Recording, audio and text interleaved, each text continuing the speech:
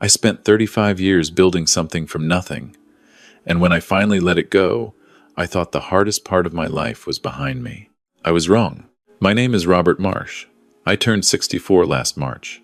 For most of my adult life, I ran a mid-sized manufacturing company out of Columbus, Ohio.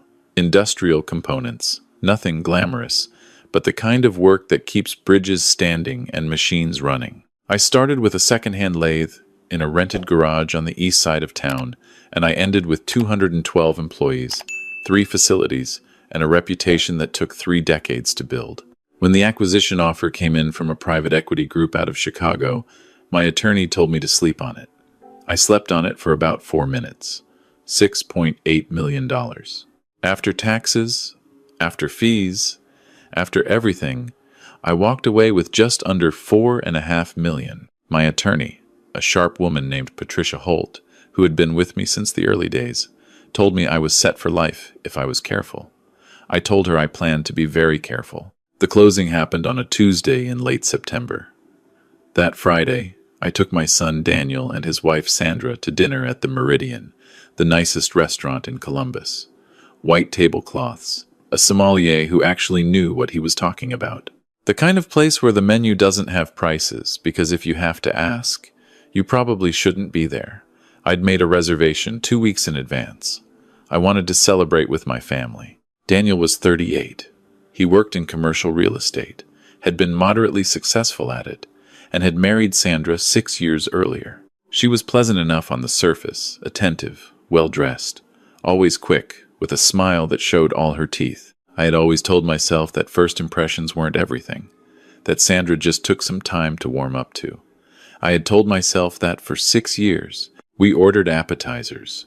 We ordered wine. The sommelier suggested a bottle that cost more than my first car payment, and I said, why not? Daniel gave a toast. He talked about how proud he was of what I had built, how this moment was the culmination of everything I had sacrificed. Sandra reached across the table and put her hand over mine and said, "You deserve every bit of this, Robert." She called me Robert, never Dad. I had never pushed it. It was a good dinner. It was the kind of dinner I had imagined for years, a quiet celebration with the people who mattered most, at a table that felt like the reward for a lifetime of early mornings and late nights. By the time dessert came, I felt something I hadn't felt in a long time. Peace. Real peace. I drove home alone that night. I poured myself 2 fingers of bourbon, sat in the leather chair by the window that looked out over the backyard, and I thought about what came next. Travel. Maybe. I had always wanted to drive the Pacific Coast Highway. Maybe buy a small place in Asheville. Spend summers in the mountains.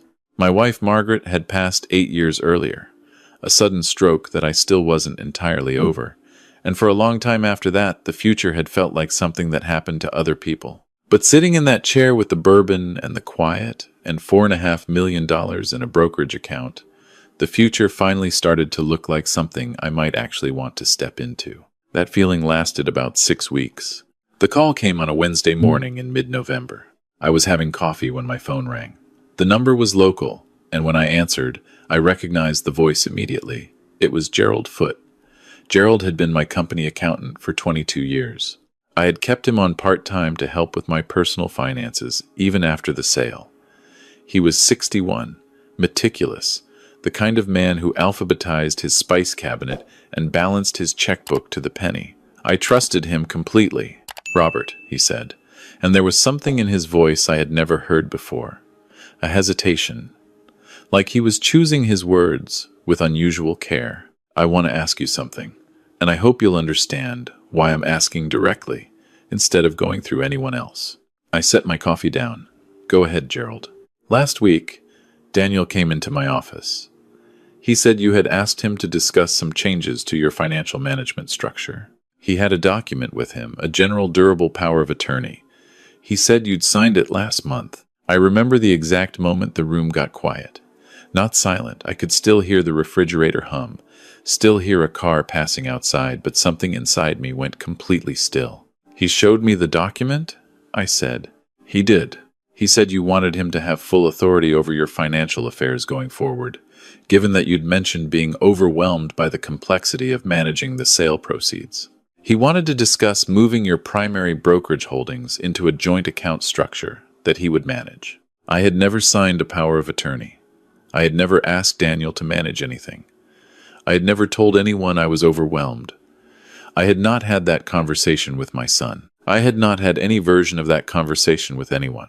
"Gerald," I said, "I didn't sign anything." The silence on his end lasted exactly 3 seconds. "I was afraid of that," he said quietly. I asked him to hold the document. I asked him not to say anything to Daniel, not to move forward with anything, and not to tell anyone about this conversation. Gerald said he understood completely. He also told me that Daniel had mentioned he was planning to visit Patricia Holt's office the following week to discuss estate restructuring. Patricia was my attorney. She handled everything. I hung up the phone and sat very still for a long time. There is a particular kind of pain that comes when the people you love betray you. It is different from other kinds of pain. It doesn't announce itself loudly. It settles in slow and cold, like fog coming in off a lake at dawn. And by the time you realize how thick it has gotten, you can't see anything clearly anymore. I had built my entire adult life around providing for my family. After Margaret died, Daniel was all I had left. I had given him everything: private school, a college education at Ohio State, the down payment on his first house, interest-free loans when his real estate deals went sideways. I had never once asked for anything in return except to know that he was okay. I thought about the way Sandra had put her hand over mine at dinner. "You deserve every bit of this, Robert." I thought about Daniel's toast, proud of what I had built, the culmination of everything I had sacrificed. I thought, how long have you been planning this? I did not call Daniel. I did not call Sandra. I did not react, which was perhaps the hardest thing I had ever done in my life. Instead, I called Patricia Holt. Patricia answered on the second ring. When I told her what Gerald had told me, she didn't say a word for almost 10 seconds. Then she said, "Robert, I need you to come in today. This afternoon, if possible." I was at her office by 2 o'clock. What Patricia told me over the next 2 hours changed the way I understood the previous year of my life. A durable power of attorney, if properly executed, gives the named agent broad legal authority over the principal's financial and medical decisions. A forged one, if not challenged immediately, can do significant damage before anyone catches it. Patricia had received a voicemail from Daniel 3 weeks earlier before my closing, before the money even hit my accounts, asking about the process for helping an aging parent manage complex financial assets. She had assumed it was a general inquiry. She had not yet returned the call. She showed me the voicemail transcript her assistant had prepared. The exact wording was, "My father is having some difficulty keeping track of everything since the sale. We want to make sure we can step in and help if things get complicated." I had never expressed any difficulty to anyone. My mind was sharp. My doctors had told me at my last physical that I was in excellent health for my age, better than excellent. I ran 3 miles 3 times a week. I read 2 books a month. I did the crossword every morning. "He's building a narrative," Patricia said.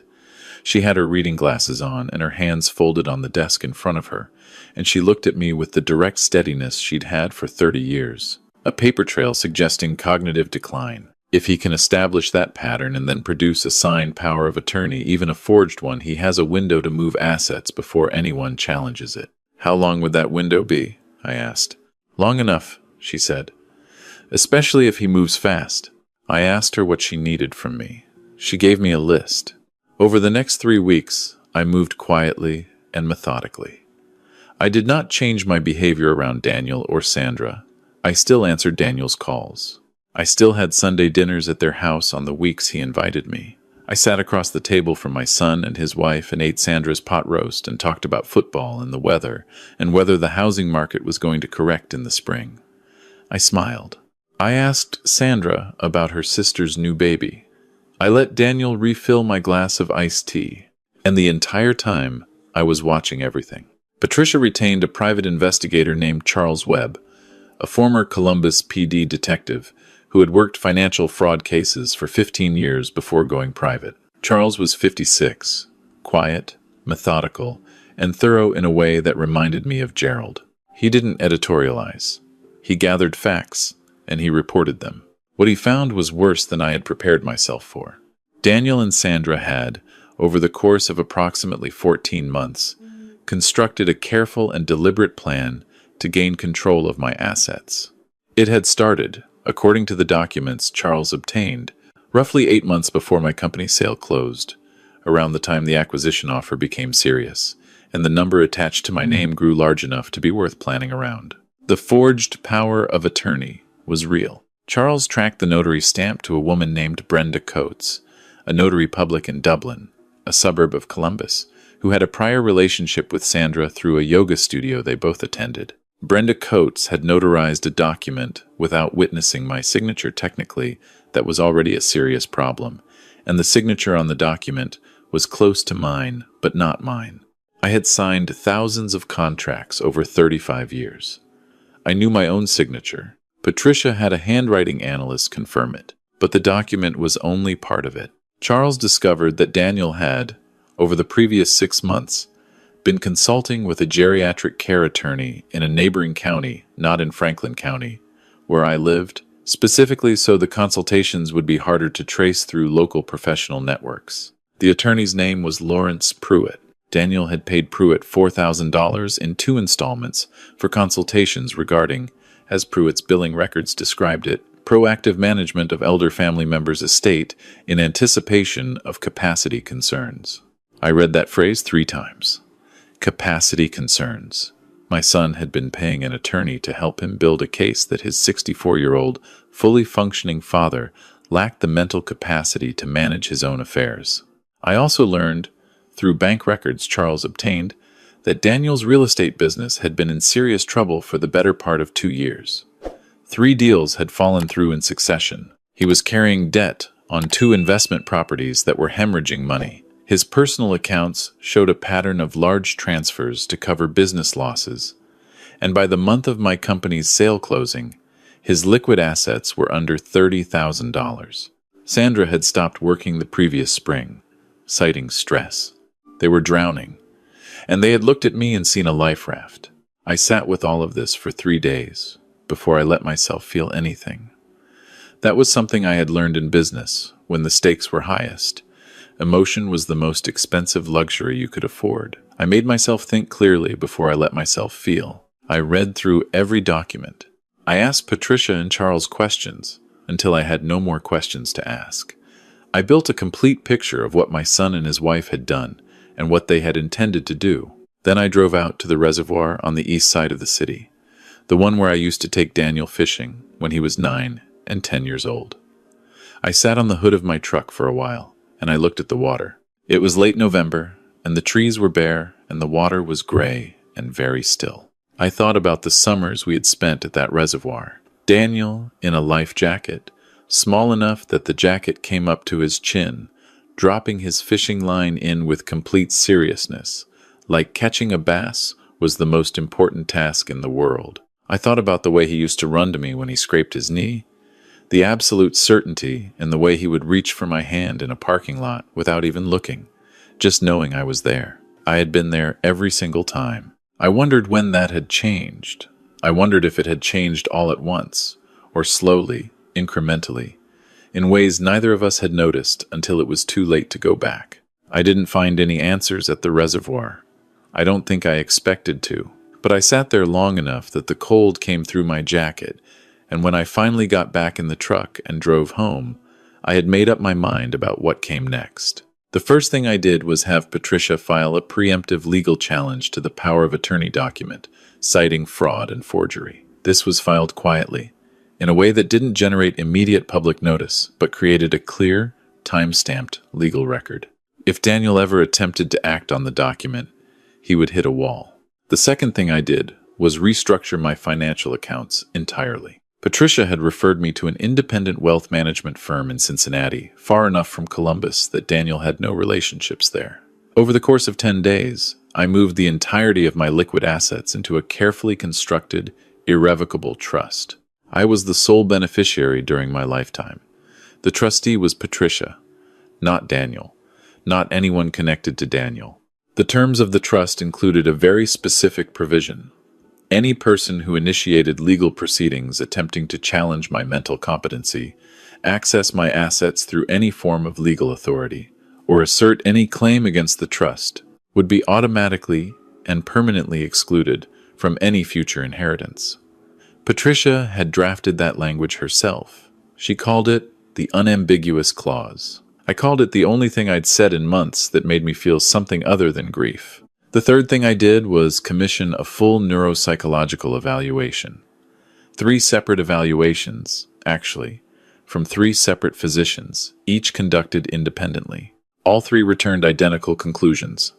No signs of cognitive decline, no memory impairment, no indicators of capacity compromise of any kind. Patricia had all 3 reports certified and filed in multiple jurisdictions. If Daniel or his attorney ever put the word incompetent in any legal document, they would be facing a wall of medical evidence so comprehensive it would take years to dismantle years and hundreds of thousands of dollars they didn't have. I did all of this in 47 days. From the morning Gerald called me to the morning everything was in place. I did it without Daniel knowing. I did it without changing a single thing about how I behaved around him. I had Sunday dinner at his house 4 times during those 47 days. I want to say something about those dinners, because I think they were the hardest part of all of it. There is a thing that happens when you know the truth about someone, and they don't know you know it. You sit across from them and you watch their face, and you listen to their voice, and you try to reconcile the person you see with the thing they've done. You look for it, some sign in the eyes, some micro-expression, some moment where the mask slips, and you see what's underneath. I looked for it at every dinner. Sometimes I thought I found it in the way Sandra watched me when she thought I wasn't paying attention. A quiet, calculating assessment that lasted only a second before she smiled. Sometimes I thought I found it in the way Daniel talked about my plans for the money. Always casually, always framed as concern. Have you thought about what you're going to do with the Asheville idea, Dad? You don't want to sink too much into property right now. The advice of a loving son, or the advice of a man mapping the terrain he intended to take, I stopped trying to figure out which it was. People are complicated. Greed is not a switch that flips. It grows the way most things grow slowly, in the dark, fed by pressure and fear, and the particular kind of moral erosion that happens when you tell yourself, just this once, that what you want matters more than what's right. I had seen it in business. I had seen good people I liked and respected, do things under financial pressure that they would have found unthinkable in easier times. I didn't think Daniel was born without a conscience. I thought he had slowly learned to ignore it, one small compromise at a time, until the thing he was planning no longer felt to him like what it actually was. That didn't make it forgivable, but it made it comprehensible. And comprehensible, I had learned, was the only thing that kept grief from turning into something worse. The confrontation happened on a Saturday in early January. I chose the location deliberately. My house, not his. The house I had lived in for 27 years, the house where Daniel had grown up, the house where Margaret had died in the bedroom upstairs. My territory, my terms. I called Daniel on a Thursday and asked if he and Sandra could come over Saturday afternoon. I said I wanted to talk about some plans I was making, get his thoughts on a few things. He said, of course, they'd be there at 2. He sounded easy and warm. He sounded exactly the way he always sounded. Patricia was there when they arrived, sitting at the kitchen table with her briefcase open and a neat stack of documents in front of her. Charles was there as well, standing near the hallway. I had asked a neighbor, a retired schoolteacher named Earl who had lived next door for 20 years, to be present as a witness. He sat quietly in the corner of the living room with his hands folded in his lap. Daniel and Sandra came through the front door and stopped when they saw Patricia. Sandra's smile went first. It was fast a fraction of a second, but I was watching for it and I saw it, the exact moment she understood that something had gone wrong with their plan. Daniel looked at me. Dad, what's going on? I asked them to sit down. I didn't yell. I had promised myself I wouldn't yell, and I kept that promise. I spoke in the same tone I had used in 35 years of business negotiations. The tone that Margaret used to say was the most unnerving thing about me, flat and steady and completely without effect. I told them what I knew. I told them about the forged power of attorney. I told them about the consultations with Lawrence Pruitt. I told them about the financial records, the debt, the failed deals, the 14 months of planning. I told them about Gerald's phone call. I told them about the exact Saturday in September when Sandra had put her hand over mine at the Meridian and told me I deserved every bit of it. I watched their faces while I talked. Sandra looked at the table. Daniel looked at me, and his expression went through several things in quick succession: shock, then a kind of careful blankness, then something that might have been shame if it got the chance to fully form. It didn't quite get there. By the time I finished talking, his face had settled into something more defensive than ashamed.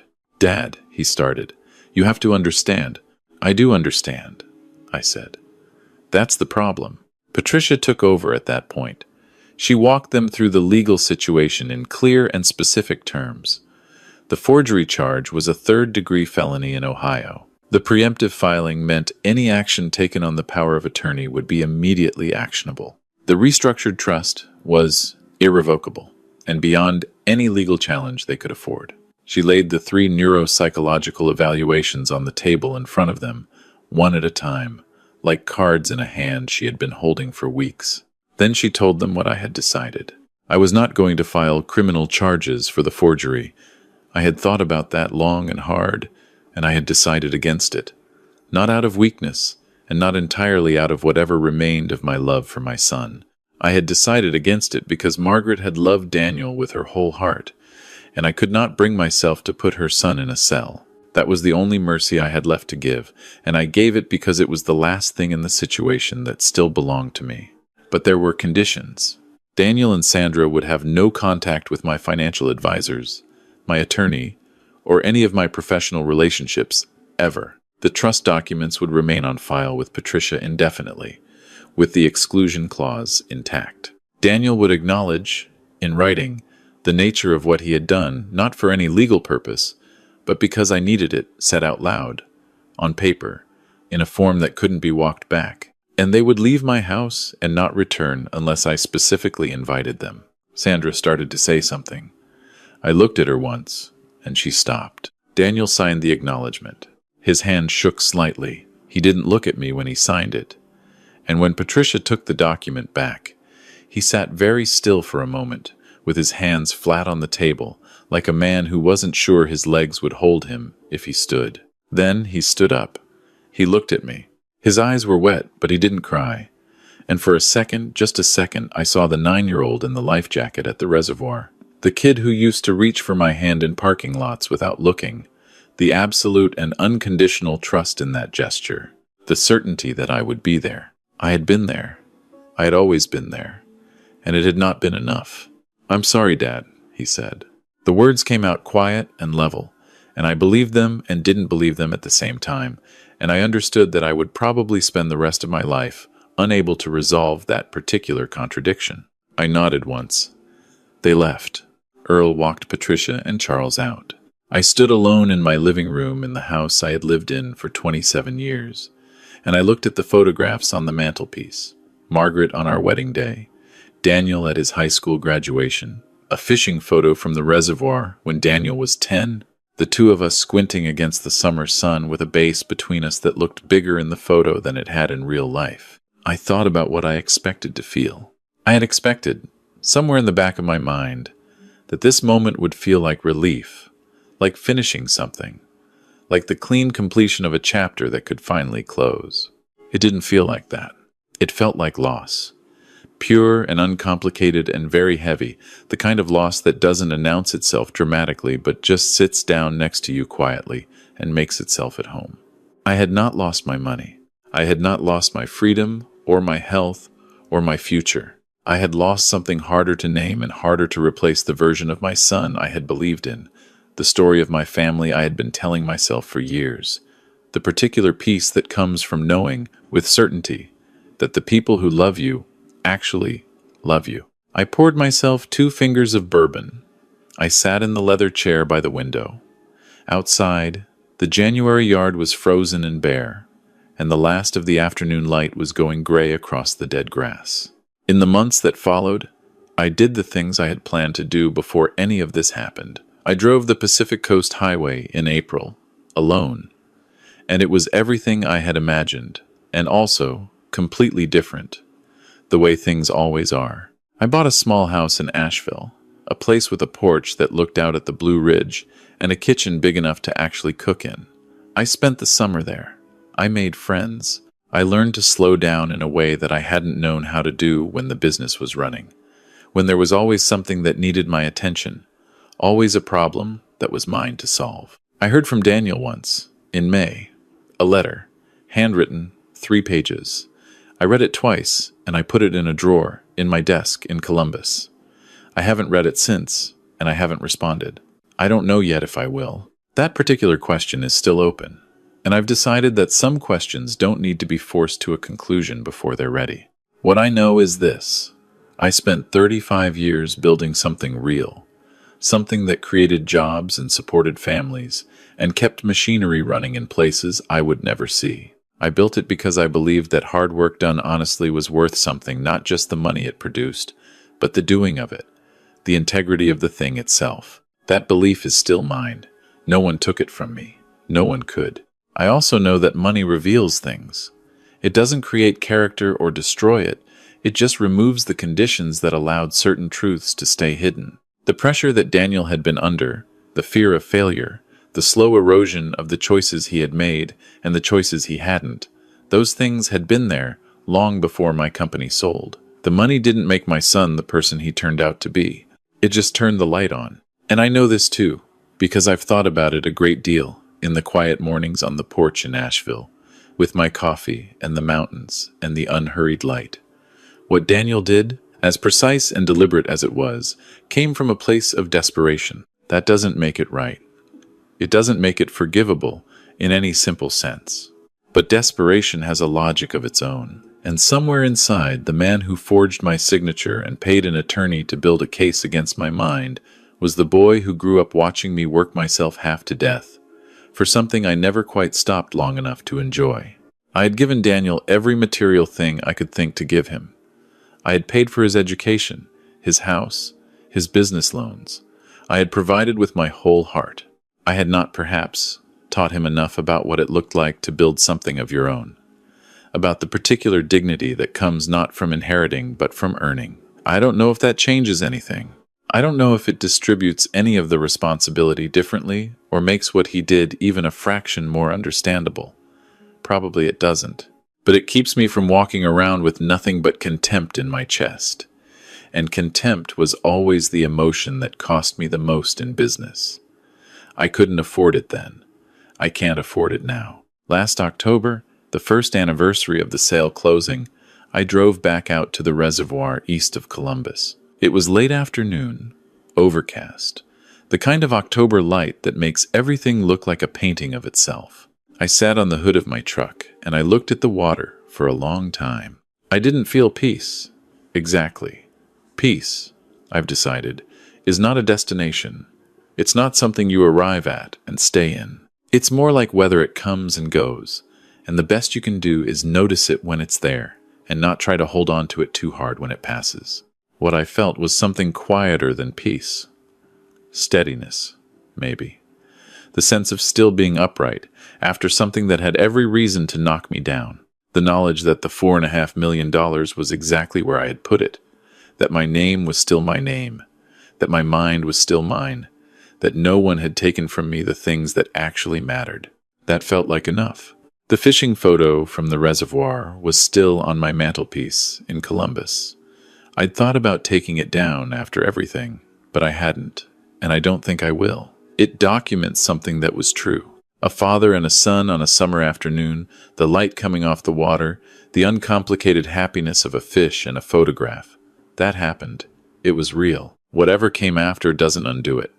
The same way a bad ending doesn't erase everything that came before it. The same way a man can be 2 contradictory things at once, and both of them be true. I drove back to Asheville that evening. I stopped at a diner outside of Chillicothe and had a bowl of chili and a cup of coffee. And I sat at the counter and talked with the woman working the register about the weather and whether the mountain roads would be icy in another few weeks. She told me she had a son who was learning to drive and was terrified every time he went out. I told her he'd get it, that the fear was just a sign he understood the stakes. She laughed and said that was either the most comforting thing she'd heard all week or the least. I left a $20 tip on a $7 check, and I got back on the highway, and I drove south through the dark toward the mountains and the porch and the particular quiet that had become, against all expectations, my life. It wasn't the life I had planned when I signed those closing documents and poured the bourbon and sat in the leather chair by the window and felt peace for the first time in years.